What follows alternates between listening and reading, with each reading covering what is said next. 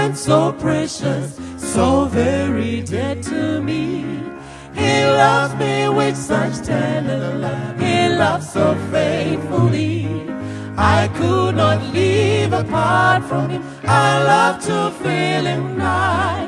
And so we dwell together, my God and I tell him all my sorrows, I tell him all my joys, I tell him all that pleases me, I tell him what annoys.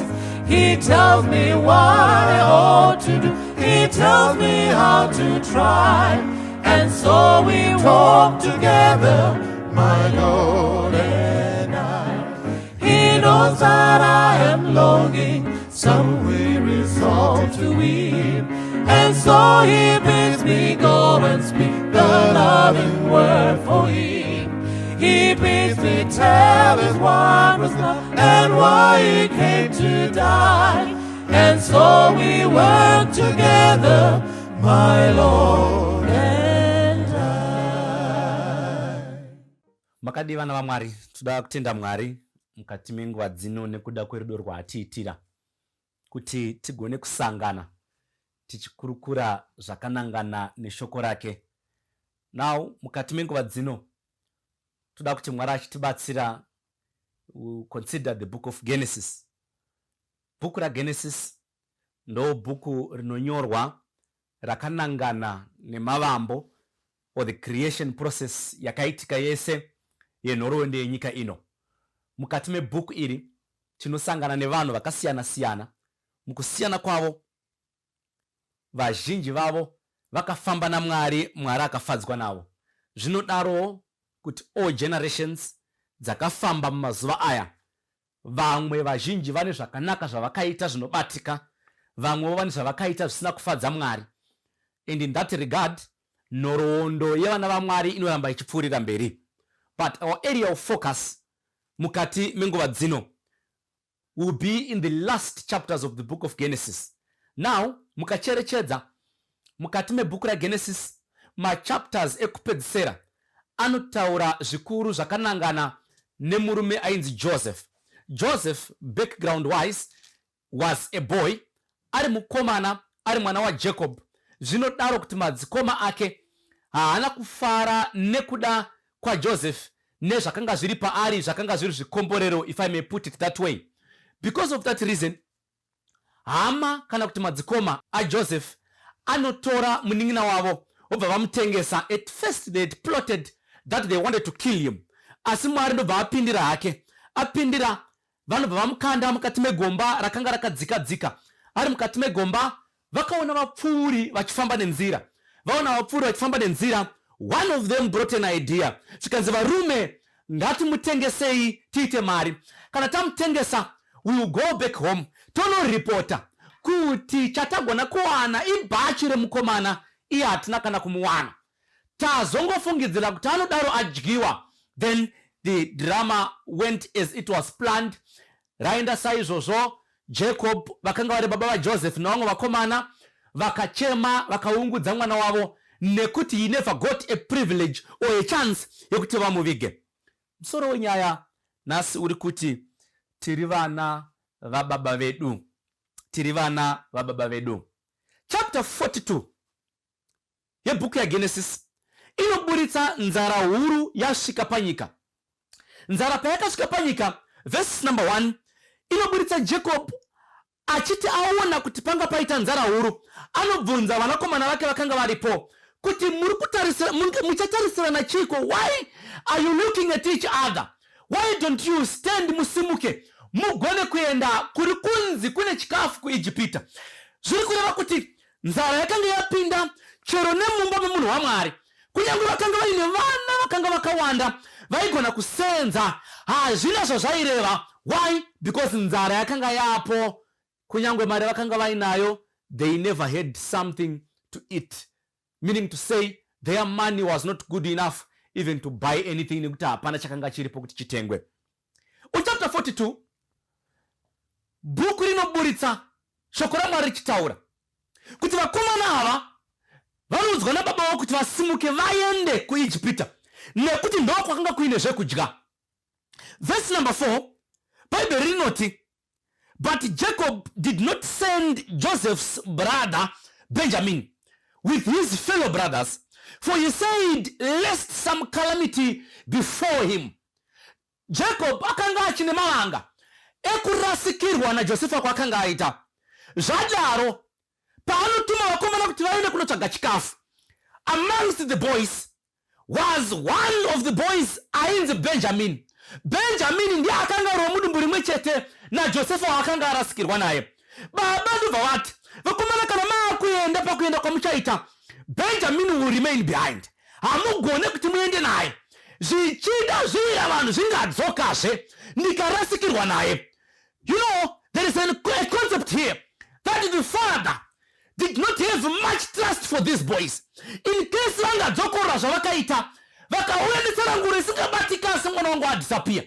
Inzwai vana vaMwari, within the families that we are, they are untrusted fellows. These guys, kunyange vakanga vari madzikoma aBenjamin, Jacob saw it fit that Benjamin asaende navo nekuti they had become untrusted fellows. I understand we all belong to families. We don't exist in social vacuums. Kuwe kwatatoita, kugara kwatakaita, tiri mukati medzimhuri. Zvinodaro kune vamwe vasingavimbike navo zvakanaka. The untrusted fellows of the family members, because of what they did for us in the past. Even Jacob had his family and he had untrusted fellows amongst them. His Tiri nhoroondo inonongedzera kuti munhu anogona kuvimbwa naye here kana kuti kwete, because of what had happened. Nengari yekushayika kwaJosefa zvakanetsa Jakobho kuti avimbe nevakomana. Now Jacob akati arangarira kuti Joseph ndakanga ndinaye, but one of the days vakomana vakauya vachitaura kuti havasina kumuona chavagona kuwana, ibhachi rake rakazara ropa. And that history remained in the mind yaJacob, zvekuti zvakamunetsa kuti arilise mumwe mwana wake waaida akanga ari pedyo kuti aende nemadzikoma kuIjipita. Now vasimuka vanofamba vachibva kunyika yeKenani vachienda kunyika yeIjipita. Vachienda kunyika yeIjipita, Bhaibheri rinokurumidza kutizivisa kuti Josefa wavakanga vambotengesa uya was now a governor mukati menyika yeIjipita. Ndiye akanga akuona kuti zvinhu zvofamba sei maererano newelfare yevanhu vakanga vari muIjipita. Verse number 7, vakomana vanoti vandosvika. Vasvika, Bhaibheri rinoti, verse 7, Josefa akaona vakoma vake akavaziva, asi wakaita seasingavazivi. Akataura nehasha navo, akati kwavari, mabvepiko? Ivo vakati, tabva kunyika yeKenani kuzotenga zvekudya. Verse number 7, vanhu vaMwari, Joseph, after so many years, Bhaibheri rinoburitsa pachena kuti akaziva madzikoma ake. Ndauya kuzokutaurirai kuti nhasi tiri kuti tiri vana vaBaba vedu. We belong to the same family. Now when Joseph saw his brothers, even after so many years, even after zvavakanga vamuitira zvakaipa, Bhaibheri rinoti akavaziva. Akaita hake seasina kuvaziva, but he had known them. So Joseph, kunyange akanga munhu mukuru kwaakanga akushanda, paakaona veimba yake akavaziva. Blood is thicker than water. The blood that binds us is thicker than the waters that may separate us. Ndauya kuzokutaurirai vanhu vaMwari kuti muchiona takadai, zvinodaro tine zvatakatadzirana nekuvhiringana mukati medzimhuri. Vamwe havadi kana kukwazisana, but aewa Josefa akaziva madzikoma ake, tiri vana vaBaba vedu.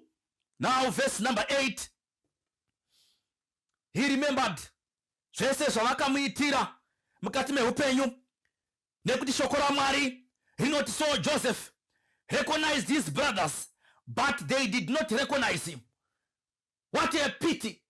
Chinokanganwa idemo, asi muti wamakanganwa unenge watemwa nekuda kwevanga rinenge riripo haukanganwe. The brothers had long forgotten kuti takamboitira mwedu zvakaipa. Pane dzimwe nyaya dzatinadzo mukati medzimhuri, mukati medzimba, dzekuti vakatiitira nyaya idzodzo they don't remember it anymore. But vanhu vaMwari kana tatadzirana, remember chinokanganwa idemo. Zvakakosha kuziva patiri kufamba nepatiri kutsika, nekuti vatinotsika nevatinotema havakanganwe. Now the Bible confesses and says, and Joseph recognized his brothers, but his brothers recognized him not. Havana kumuziva kunyangwe vari vakanga vamutengesa. When they were selling him, they did not know that one day you will become someone big. Akanga ato history mukati menhoroondo youpenyu hwavo. But alas, one day Joseph is living. Hanovaona, hanovaziva, havaziva, asi ivo havana kumuziva. Paanovabvunza mabva kupi, they responded to him, tabva kuKenani, chatauya kuzoita mukuru kuti titenge zvekudya. Verse 10 to 14. Bible rinoti, ivo vakati kwaari, kwete ishe. Because on verse 9, Joseph angati havakomana nyamuri kutaura ini kakunyepa mukati. Ndinofungidzira kuti mauya kuzoona pakashama nyika yedu. The English version says, you had come to see the nakedness of our land. Zvaiwanzoitwa nevasori or the spies, kuti kana vachinge vauya vakaona panopindikanapo, they would then come and attack. Zvichida Ijipita nendari yekuti yakanga ine chikafu chayakanga inacho chairaramisa vanhu vazhinji, zvinodaro kuti vasori vaipota vachiuya vachida kuona kuti vopinda nepapi. But now vapedza kutaura izvo kuti tangoya kuzotenga chikafu, ivo vakati kwaari, kwete ishe wedu, asi varanda venyu vakauya kuzotenga zvokudya. Verse 11, tiri vanakomana vomunhu mumwe, tiri vanakomana vomunhu mumwe chete tose, tiri vanhu vakatendeka, varanda venyu havazi vashori. Verse 12, iye akati kwavari, kwete mauya kuzoona kuti nyika iyi yakashama papi. Verse 13, ivo vakati isu varanda venyu tiri vanakomana vane gumi vomunhu mumwe chete panyika yeKenani. Zvino rugotwe uri kuna baba vedu, asi mumwe hachipo. Verse 13 rechirungu rinoti, and they said, your servants are 12 brothers, the sons of one man in the land of Canaan. And in fact, the youngest is with the father today, and one is no more. I have come to tell you, mukati menguva dzino, kuti if you betray a fellow family member, if you betray a relative, you reintroduce yourself many times. Hakauya vakomana vakati muchiona takadai mukuru tabva Kenani, tiri vanakomana vomunhu mumwe chete tese takadai, we are brothers, tiri hama muchitoona takadai. In fact, baba vedu vamwe chete, isu tichiberekwa tatiri 12 brothers. One wedu asala na baba kumba, mumwe wedu asisipo hake. Rechurungu rinoti is no more, denoting they had buried Joseph long ago. In their lives he no longer existed, and that's still part and parcel of them. They never bothered to say, we sold him and you don't even know kwaari, but they said one is no more. Saka Joseph mumaziso emadzikoma ake hakanga afa parara. They never counted him amongst the living. He was as good as dead. Now the Bible continues. Joseph has an argument. Anodzokorodza zvekanenge kechitatu kuti sezvandareva varume imi muri vasori. Joseph had no any other argument yekuramba zvaitaurwa nemadzikoma ake, nekuti mukati memoyo wake haiziva kuti tiri vana vababa vedu. Zvinodaro madzikoma haachandiziva hawo, not because they may be willing to do so. Hameno hanganwa dzakavabata, and they never thought I may be this big. Ndabudirira zvekuti even the relatives may not recognize me. Vakaudzwa nezvangu kuti Mwari akandiwanira nyasha vanoramba. They did not know their little brother, to an extent that they ruled him dead. Iye ake haana kuita nharo, asi moyo wake ukabatikana. Now Bible rinoenderera mberi, verse number 15, in this manner you shall be tested. Ndoda kuedza vakomana, by life of the Pharaoh you shall not leave this place unless your youngest brother comes here. Verse number 15, Bible rinoti varume hama kuti ndione kuti mashoko enyu angatendwa ndeazvokwadi, hamugone kubva pano kana munun'una wenyu asina kuuya pano. Ndati tiri vana vaBaba. Now Joseph zvaari kuita, anzwa kuti vamwe vari kumba, moyo ndobva wabatikana. What he now needs to do is a family reunion. He wants to make sure all the brothers are there. Saka anoita sekunge anovaita Ralph. Bible rinoti akataura kwavari neukasha, but little should someone know that hasha zvadzo dziri pamuromo, but moyo wake unofara kuona vana vaBaba. Tiri vana vaBaba vedu. Now that there were the 10 of them, ndobva aona iwe chi11 aripo, akataura timu yakashota, tofana kukwana. Akaita any effort yakanga iri within his capacity kuti nesimba randinaro haino ndikavakirenga munun'una anouya. So he wanted a family reunion. Blessed are those who are listening to this sermon, vanoti kunyange zvakaipa zvaitika kumashure, one day they long for a reunion, kuti tiri vana vaBaba tigare tiri pamwe chete, tiripo tese pasina akashota, taverengana mwene umwe aripo. Don't be comfortable kuita zvimwe zvinhu zvakasiyana siyana mukati meupenyu vana vaBaba vako vasipo. Tiri vana vaBaba vedu. Now Bible shoko raMwari rinoti Joseph akavataurira akati, varume nyaya iri pano kuti ndizive kuti imi hamusi vasori, ndichakuedzai neupenyu hwaFaro. What that meant is, I am putting your life against the life of Pharaoh. And obviously upenyu hwaFaro nengari yekuti ndiye aitonga Ijipita wakanga wakakosha. Saka they were supposed to prove themselves so innocent, zvekuti chikero cheinnocence yavo chainobalansa neupenyu hwaFaro voregerereka. Otherwise this was a death sentence. Vakomana vatorwa vanorayirwa kuti vaende vanotora munun'una wavo. Zvinodaro Joseph mushure mekunge ambovavharira vese, he then released some of the brothers. The Bible is so clear to mention that he then held Simeon in cells. Ndobvati vamwe vese mungachienda zvenyu, asi uyu ngaasara. Verse number 19, anovaburitsa vese, moyo wakarwadza kuvharira vana vaBaba, akati handingavasiye vese vari mutorongo, but ndoda kuti vauye vakakwana. So for them to come, ndikabata umwe chete wavo, I understand they will definitely bring one of theirs back asara. Ndobva aburitsa vamwe, ndobva avarongedzera nezvimwe zvizhinji zvavakanga vasina kutenga. The Bible says even their monies were put back mukati mehombodo dzavo dzavakanga vatenga zvinhu vari, nekuti umwe wavo anozoti vafamba, verse 27, anovhura saga rake, avhura saga rake kuti varume muno mune mari yatatenga nayo. The others opened when they got home, but the Bible mentions that masaga akanga aripo akanga adzoserwa mari dzavakanga vatenga nadzo. They thought maybe it was a mistake or something, but ndakuzokutaurirai, that was a positive gesture yakaitwa naJosefa. Akanga atadzirwa, akanga atengeswa, akanga aendeswa nemari yemanga-manga, just because the brothers were jealous. But when they came, he recognized his brothers. Akati tiri vana vaBaba, ndobva avarongedzera, and they went. When they went back, akasara ina Simeon. Asara na Simeon akamuvharira.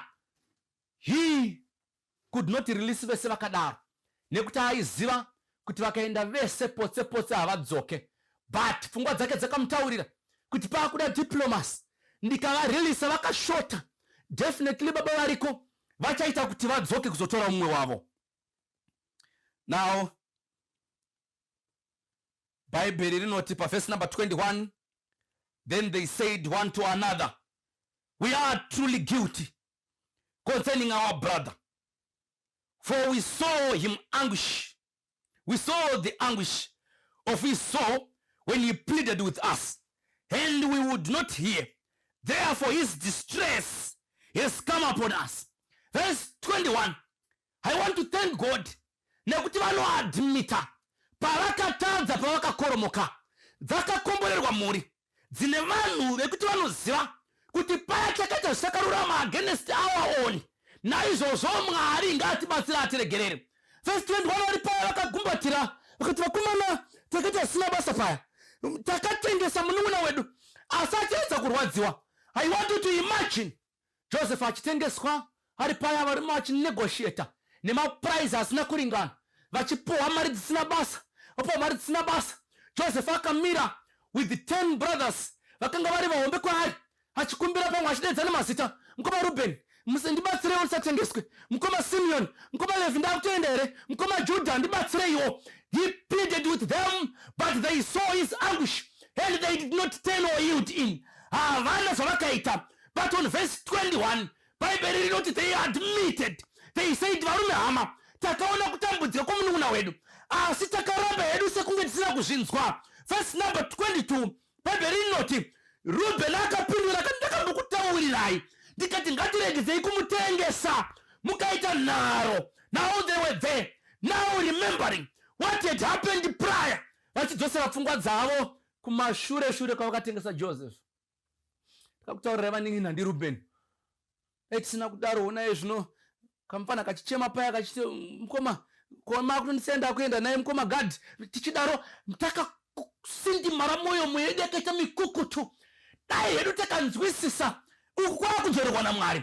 But the most important thing vanhu vaMwari is that the brothers admitted where they had done wrong. Kune vanhu vakawanda tiri vana vaBaba vedu vari mukati medzimhuri havadi kubvuma kuti ndakanganisa. They are always right, they are always correct. But the brothers of Joseph, thank God, they sat down with their minds and said, paya takatadzira ropa risina mhaka. Now verse 23 inoti Josefa paaitaura navo aipota achishandisa mududziri sekunge asinganzwe chiHebheru. Saka vakataura conversation iyi Josefa achinzwa. Pavakataura achinzwa, they thought akanga asinganzwe nekuti aipota achishandisa muturikiri. So they thought he does not understand them. But he heard them. And when he heard them, the Bible says on verse 24, Josefa akabuda nokuenda kwake ega akanoungudza. He wept by seeing the genuineness muma statements emadzikoma ake. Vakomana tiri vana vaBaba vedu. Josefa akaenda parutivi akanochema ndokudzoka akaita munhu kwaye sekunge asina kumbochema. Akatorwa nerudo rwakanga rwakavabatanidza kubva kare. And he knew, though my brothers could have sinned against me. Tiri vana vaBaba vedu. Tachema, tapedza kuchema dzinotora Simeon.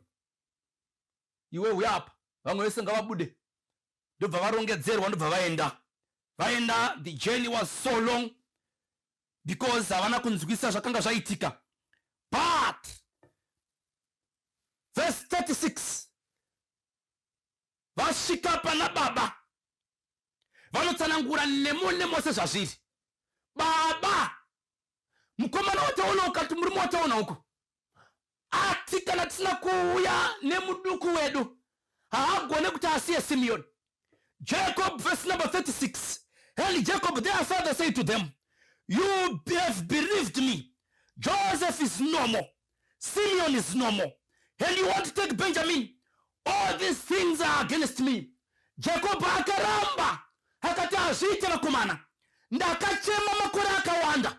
As I was crying, Joseph did not come back. Munitaurire Ruben na Judah na Gad, Levi, muri kundiudza here kuti pamaenda kuIjipita manosiya zveSimeoni ikoko. Muda kuti ndidii naye vakomana, dai murimiwo ini maita sei. Zvamasiya Simeon, Joseph hapasisina, Simeon hapasisina. To make matters worse, muri kuya kuti Benjamin ari kudiwa futi ikoko kwaakanonyura, hakuna zvakadaro. And they stayed mukacherechedza zvakanaka. Bible rinoti Ruben akauya. Ruben ndobva asimuka akati baba ndine vana vairi sekuziva kwamunoita ndoda kuti muvatore kana ndikasadzoka nemukomana muvauraye. Kill my 2 sons if I don't bring back Simeon and if I don't bring back Benjamin. Joseph akaenda hongu, but kana ava vairi ndikasanodzoka navo ndine mukomana mukuru, vana vangu vairi ava vaurayei. I see brotherly sacrifice here, sacrificing for a brother. Tiri vana vaBaba vedu. Reuben akati ndinozvimisira baba kuti kana zvichireva kuti ndinorasikirwa nemhuri nevanakomana vangu. And by the way, akanga azvimisira kurasikirwa nezvese zvaakanga ainazvo, nekuti remember, during that time the Hebrew culture yakanga iri so much that once someone has a son, he has something that is so huge and something that is so significant. Zvakadaro zvekuti Reuben was prepared to lose 2 of his sons for the sake of going and retrieve a brother, using another brother. Brotherly love. Ndava kuzokutaurira vanhu vaMwari kuti tiri vana vaBaba vedu. There are the moments that we need to go out of our way to make sure that our brothers and our relatives are happy. There are the moments that we do certain things kuti nekuti zvinotifadza isu, asi nekuti tinoitira vana vaBaba vedu. Pane dzimwe nguva that we need to sacrifice as family members, as a board of believers, for the sake of our brothers. Nekuti Reuben akamira akati, baba ndikasanouya naye munouraya vana vangu vairi. Anyway, in fact tinofanira vatorai mugare navo, rodzai mapanga enyu. Kana mukangonzwa kuti handina kuuya nawo, mocheka henyu moita zvamunoda, because what I know, chiri important izvozvi havazi vana vangu vairi vari pavo. But what is important for me is to make sure that Simeon has come back and Benjamin as well has come back. Now Jacob denied all that and said, I cannot, and it shall not be, until we come to chapter 43. On chapter 43, Zanandova yapilигura foot yavarova. Now it came the turn of Judah. Judah akashika kati, baba kana ndikasadzoka naye nini, let it be on me, because hatigone kuti tiende kunotsvaka chikafu kana mukomana mudiki asipo. But I'm here to tell you that, Father, I will bring them back. Let the curse be upon me kana ndikasanouya nevakomana. Now I need to tell you, vanhu vaMwari, tiri vana vaBaba vedu. There are the moments when we need to do brotherly love nekuda kwezvakatikomberedza. I remember when I was growing up, tichigara kupurazi kwatakanga tiri, mukoma wedu aisenza ari umwe chete ari papurazi, mukoma Jose vaiti vakandonyora mabhuku avo eaccounts, nekuti vanga vari munyori wekuaccounts, an accounts clerk, just a mere accounts clerk. When you would have written, varungu vakafara vanenge vanyorera vouyawo nesvimari. We were a lot at that place and all of us were going to school, but he sacrificed. Tiri mu 3-roomed house yedu takaungana tiri vana vaBaba vedu. He did everything within his capacity to make sure that everyone is catered for. Rimwe gore chikwama chabiwa kubindura, ndobva ndamhanya kuHarare kuna mukoma inu, mukoma mari yabiwa, ndobva vazomora mari kubva mubhutsu yavakanga vakaviga. Tiri vana vaBaba vedu. Ko munorwireiko muri vana vaBaba vamwe chete? Now I need to tell you that there is need for brotherly love and sacrifice for each other. Pane vanhu vakawanda vagere pano vakanditarisa, vane zvinhu zvizhinji zvimwe zvavasingagone nekuverenga, asi vana vaBaba vavo vari kutambura. Tiri vana vaBaba vedu. Zvinodaro kuti vakakuitirai zvakaisvoipa kwazvo zvekuti mwoyo yenyu haifare mukazvirangarira, but vanhu vaMwari tiri vana vaBaba vedu. Munorwireiko? Kokuroyana ndekwei? Vamwe havamhoresani kana muchienda kumamisha munotaimira kuti ninga achanga adzoka imozoendawo. Tiri vana vaBaba vedu. Musarwisane over issues that can be resolved. Joseph and his brothers vakagara vari paya vadzoka zverwepiri. Hanoona the Bible says Joseph approaches nekuti Jacob akazobvuma kuti arelease Benjamin. So paakamureleasa vachinosvika, Joseph saw them from afar. Havaona from afar ndokuziva Benjamin. So anomira ari paya akanga ambobvunza a couple of times, mudhara mupenyu here akafara here? Chikanzi mudhara akafara mupenyu. obvunzazve mudhara mupenyu here akafara here, mudhara ariko akafara. So when he saw Benjamin coming, Joseph stood there. When he stood there, the Bible says, hanotaka vatarisa, hanovaona vese varipo vakakwana, hanodzinga vaIjipita akanga ari mukati, adzinga kuti abude mumba maakanga ari. Bible rinoti Joseph akachema, he cried, ndobva avadedza varume swederai pedyo man, uyai kuno musvike pedyo, for he had arranged them in that order of their birth. Pamashure apo achivaisa mukuru panzvimbo yake vachiteedzana kunosvika kune wekupedzisira akanga ari Benjamin. Zvikavashamisa, vanoziva sei kuti ndo maberekerwo atakaitwa.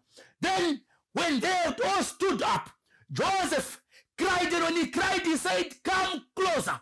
Mudhara mupenyu aneskanzi mudhara mupenyu. Then he said to them, I am Joseph. Bible rinoti akachema zvekuenda pamusoro pezwi rake, zvekuti vaIjipita vakanga varipo nevakanga vari mupalasi yaFaro vazhinji vakazvinzwa achichema. They heard him cry. What made him cry is because he had seen his brothers. Nengari yekuti tiri vana vaBaba vedu. He saw no need to fight anymore. Varume ndini Josefa wamakatengesa ndikauya kuno. But musasvipe mhosva man. Church and all others who are listening, find a way of consoling your brother kuti asasvipe mhosva pamusoro pemhaka dzaakapara pamusoro pako. Musanetseke nyuma dzikoma, ndakauya kuno matitengesa. But it wasn't you. It was God's plan that one day when you come to Egypt in the year of famine, and this is just the second year, there are 5 more years to come. But it was God's plan that when you come here, I will find you. Ndokupai zvekudya makasununguka. Saka musanetseke nekunditengesa. Though I pleaded with you not to sell me, but you continue to do so. It was not your fault. It was but just God's plan. Vanhu vaMwari, do not fight because we are brothers. Tiri vana vaBaba vedu. There are others vane makore akawanda havazive kune vana vehama dzavo. Vamwe vane makore akawanda, they don't even know kune vatedzani vavo. Aiwa, tiri vana vaBaba vedu. And Joseph is giving a clear example. Kana vanhu manetsana zvakadini, Mwari ngaakubatsirei kusunganidza ukama nekudzokerana pamwe chete. And when that had happened, Joseph summoned his brothers to go and call their father, and he gave them the land of Goshen. Vakagara vakasununguka varipo. Zvemashure zvese zvapfuura, hapana achine grudge nemumwe. They are brothers. Dai ndandiriri Josefa wakomana, vakomana vainzwa nekuita uranda. But Joseph did not do that. He made sure that his brothers are safe and well fended for. Koimi munorwireiko? Nyaya dzenyu ndedzeiko dzamunonetsana? Dzekuti chero mukapinda muHarare munogara mamwe madzikoma enyu hamuende kunoona kudzimba dzavo. Mungatoende kuvanhu vekuchechi nekushamwari dzenyu, asi hama dzenyu dzisina kuziva kuti mapinda aiwa tiri vana vaBaba vedu. Ko munorwireiko? Zvekuti kana mwana waBaba venyu akanzi abudirira makunotsvaga mushonga wokubata kuti mugone kumuvhiringa. Tiri vana vaBaba vedu. No matter the history, no matter kwatakabva, no matter zvatakatadzirana, it doesn't matter anymore. It's now a Joseph in Egypt, a governor, seeing his brothers coming to beg for food, but he assisted them still. Nekuti vana vaBaba vake. I was challenged.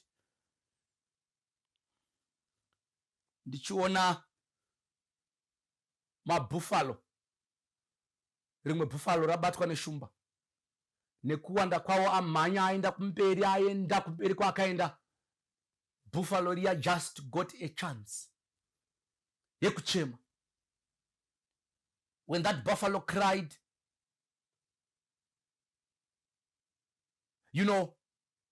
pakaita stampede nekuda kwekovho yope yakanga aitwa.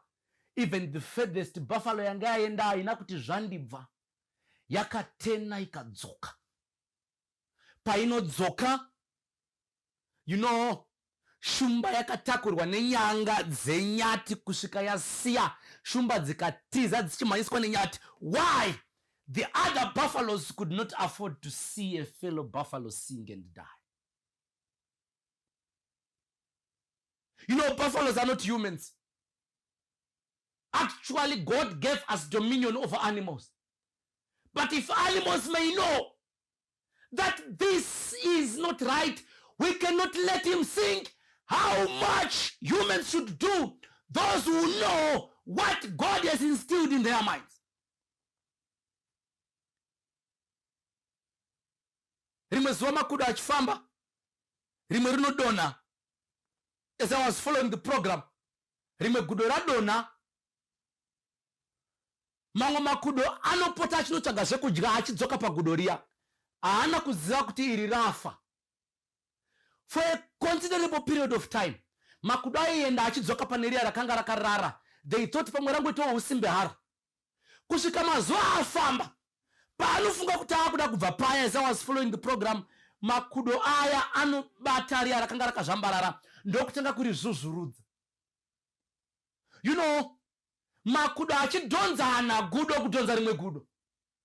Paanodhonzana, anofamba mazuva akawanda achidhonza riya rakanga risingamuke. Mukati mepfungwa nekuti Mwari haana kuasika akadaro hazvina kuringa kuti rafa.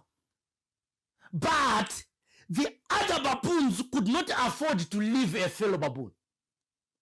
Makudo anofamba achidhonzana achikakatana. Dzamara rimwe riya raakudhonzwa richisara nyama pasi nekuora. That's when the other baboons had to leave. Kumunurwiriko. Tiri vana vaBaba vedu. God knows that we have differences amongst us. But by the blood of Jesus that binds us, ma differences iwayo ngaagadziriswe nekuti tiri vana vaBaba vedu. At the end of the day, Jesu kana achinge azopedza zvepane rino pasi, achatora avo vari mhuri kuti vagone kuzogara kudenga. No heaven with differences. Munogara sei kudenga musingaonane, munotinetsa. So there are other issues. Dzinoitwa chero nevanhu vanonamata Mwari. Dzekuti havaonane ukona unosvipa wotarisa kusaidi. Bhaibheri rati tiri vana vaBaba vedu. Ngatigadzirisanei. Tagadzirisana nyaya. Mwari otitungamirira. Atitungamirira, there are other issues I understand. Dzekuti tiri tega hatina simba. Asi Jesu, the worthy one, will help us resolve all those differences. We cannot afford to see one another sink. Nekuti tiri vana vaBaba vedu. Joseph akatikana. Nengari kuti muri madzikoma angu. Handigone kusiyai muchinyura. Ndiye akanga atadzirwa, but he cried. And when he cried, the brothers noticed, got so close, and they cried together. Pavanochema vese, Joseph introduced himself. Anga asatozikanwe, chero mumabhuku ekumba akanga asisiko. But he made an effort to make sure there is reconciliation with his brothers. Tiri vana vaBaba vedu. I pray that this hour, God may help you realize all the differences that you have, be it with family members, be it with church brothers, be it with whosoever, be it in the community. Kuti Mwari akutungamirei mugone kudzosa tambo panzvimbo. Mugone kudzosa tambo panzvimbo.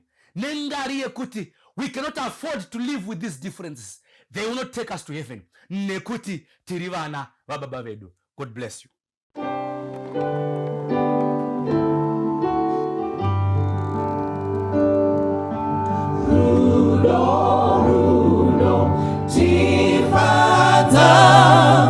Runo natenzira, runo ita titerere nekuva nekutsa Mwari runo tiri vana vake Mwari runo tifanane naye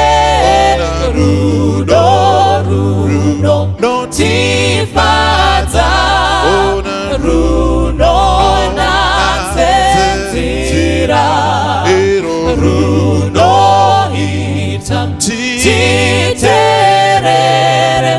nekuva nebota pasiride urombo kurwara nekufa ngerudo tinobatsira vamwe kudawira